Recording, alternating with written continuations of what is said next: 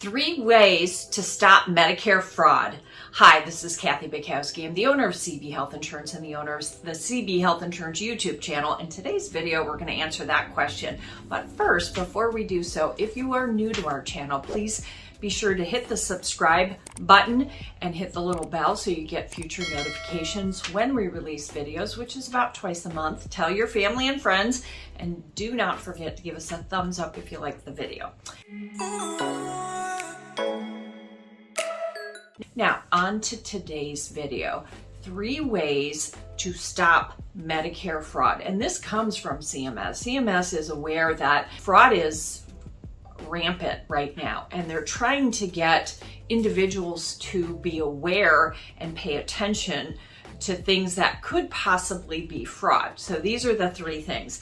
Number 1, if you get a call, a text, or an email asking for your Medicare number, do not respond, okay?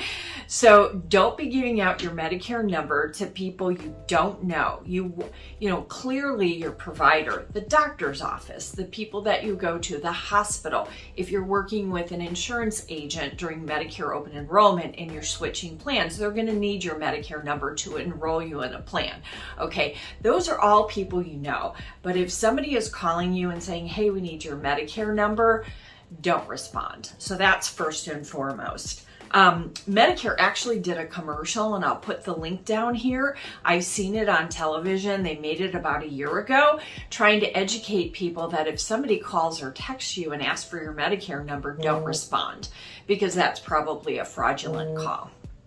Number 2, check your Medicare summary statements and or claims or explanation of benefits from your plan provider with regards to claims, okay? So if you're having something done, if you go to the doctor or you go to the hospital, or if you're hospitalized, take a look at those claims that you get in the mail. Medicare sends them. Sometimes your providers will, or excuse me, the providers won't send it, but the insurance company that you're with, if you have a Medicare supplement or a Medicare Advantage plan, they will send you a summary as well, showing what was charged and what was done, what the amount was, and how it was paid. It's sometimes called an explanation of benefit. If it comes from Medicare, it's called a summary notice, okay, of your claims. So check that and see if there's any inaccuracies. Is there something that you didn't have done? I actually had a client call me one time and say, Kathy,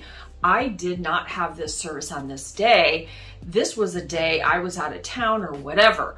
And so I was like, oh, that's not good. That needs to be reported. So the number 3 is if you suspect something, report it, okay? So the question is, how do you report it? Well, you can do one of 2 things. You can call 1-800-MEDICARE, right?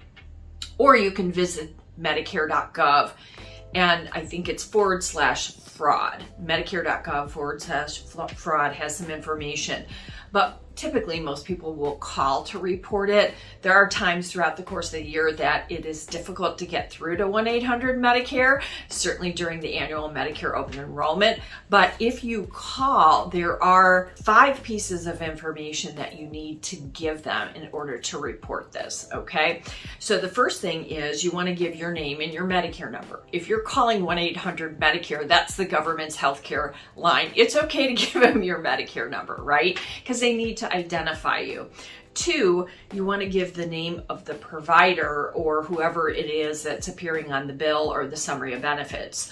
If you have any more detailed information, such as the address or the location, you want to give that as well. So the name of the provider. Next, you want to, if it lists what the service item, what was being done, because oftentimes they give like a summary if it was an office visit or if there's a procedure or something done, you want to give that item number or what the name is listed at. 4th, you want to give the amount, how much was being billed. And 5th, you want to give the date of the service. So you want to call and give them your name, your Medicare number, the provider that's supposedly charging for this.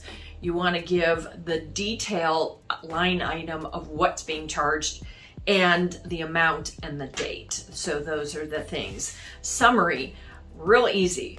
Don't give your Medicare number out to people you don't know. Don't respond to emails or phone calls for this unless you know the source is actually somebody that is calling from the doctor's office, it's your agent that you work with, or the government themselves. But the government is not going to call you and ask for your Medicare number, just so you know.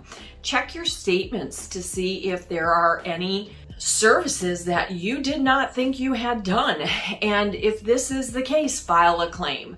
We hope you found this video helpful. Please be sure to share it with family and friends. Until next time, this is Kathy Bukowski, the owner of CB Health Insurance. Thanks for watching.